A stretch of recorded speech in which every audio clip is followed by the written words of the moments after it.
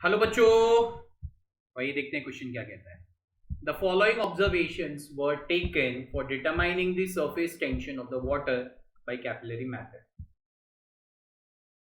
Diameter दिया हुआ है, हाइट ऑफ द वाटर दिया हुआ है, जी दिया हुआ है, और ये इक्वेशन को यूज करके हमें मैक्सिमम पॉसिबल एरर ढूंढनी है इन टेंशन। क्वेश्चन की अप्रोच क्या लगेगी? बहुत सिंपल सी चीज है, राइट। क्वेश्चन की अप्रोच लगेगी combination of errors.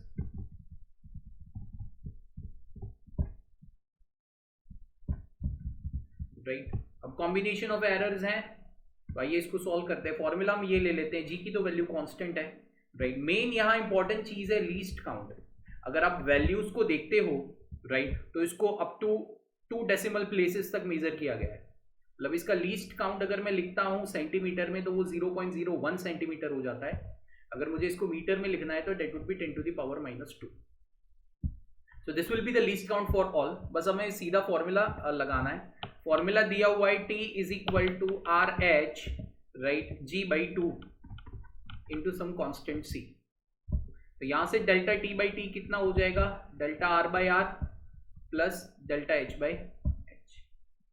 Delta R की वैल्यू लीस्ट काउंट हमारा मतलब absolute error 0.01 into 10 to the power -2 whole divided by R की वैल्यू कितनी दी हुई है? 1.25। R इट इज, एक्चुअली आप ये कह सकते हो कि R is equal to D by 2 होता है। अगर यही फॉर्मूला में हम रिप्लेस कर देते हैं तो D by 4 H G by 2, मतलब हम ये लिख सकते हैं delta D by D plus delta H by H. So that is 1.25 into 10 to the power -2 plus H का कितना दिया हुआ है? 1.45 into 10 to the power -2 and that is 0.01 into 10 to the power -2। हमें कन्वर्ट करना है तो मल्टीप्लाई बाय 100 हम कर देते हैं। अगर हम इसको रिजॉल्व करते हैं तो अप्रोक्सीमेटली 1.5% हमारा आंसर रहता है, राइट।